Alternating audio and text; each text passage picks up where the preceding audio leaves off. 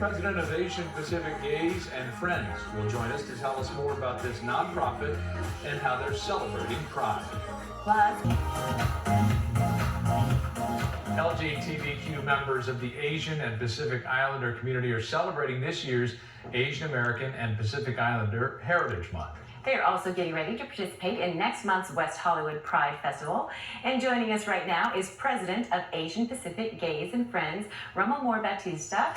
Thank you so much for being here with us. Talk about why it's so important to make sure LGBTQ members of the Asian American and Pacific Islander community are really represented during this month. Right, thank you so much for having us on. We're just a numbers kind of thing, right? I mean, it's just only recently that we've actually, seeing more and more Asian Americans actually on television, and whether we like it or not, it's how people kind of reflect themselves as to where they fit in society. And so, one of the leading actual forefront of that is, you guys. We're seeing a lot more Asian American news anchors and news reporters, and so that's very positive. And then you take that number, which is small, and then you bring it down to being gay, and of course, very few people still are out of the closet. And so, for people who are trying to find themselves, and finding their identity, and finding sort of a role model, not necessarily all the time, but to see that, wow, that person is happy, so maybe it's okay. Maybe I can, be free and be myself because I see someone's actually being happy, and you guys do a great job of reflecting that. So within the Asian community, which is just becoming, represented in a bigger way than it was when I was growing up back in the 70s, then you've got this micro sort of drop in the bucket of Asian gays, and the pressure for Asians to come out is it's tremendous. It's coming out as a horrific process, a very scary process. It takes a lot of courage for anyone, whatever your ethnicity is.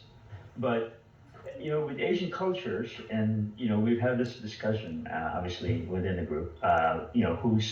Who's coming out is worse than the other or harder than the other one. Of course, anybody's coming out is hard, but with Asians, it's Pacific Asians. The template has always been try not to attract attention, try to do good work, try to blend in. And so it becomes that much harder. And so it's very, very important that they come out there for the parade and see us, and follow us, online and the media, and see that you can have it all. You can have your career. You can give back to the community. We're almost out of time, Rummel. I do want to ask about your group, Asian Pacific Gays and Friends. Tell us about the group and what is the mission? Yes, it was founded in 1979. I'm not giving away dates. I'm one of the founding members. Its mission really is to have a place that people can come, like a family. At any given day, there's actually hundreds of Asian gays who come to the city, to LA. And LA, as we all know, is a really big city. And unless you know people, it's kind of, you kind of get isolated. But here we are at apgf.org. We're here to welcome you, to make sure that you know that you've got a place anytime. People have come and gone through the years, but we're always there. We're like this family that you go back to 10, 15 years from now, and we're there. So that's the main. We are so looking forward to next month in West Hollywood and celebrating with you. Let's tell people more about the information on Asian Pacific Gays and Friends. You can go to apgf.org. We hope Pride Weekend kicks off Pride season here in Southern California on Friday, June 3rd through June 5th. The big Pride Parade happens that Sunday afternoon. You can watch it right here live on KTLA, hosted by our very own Cher Calvin, Pedro Rivera, and Karumo.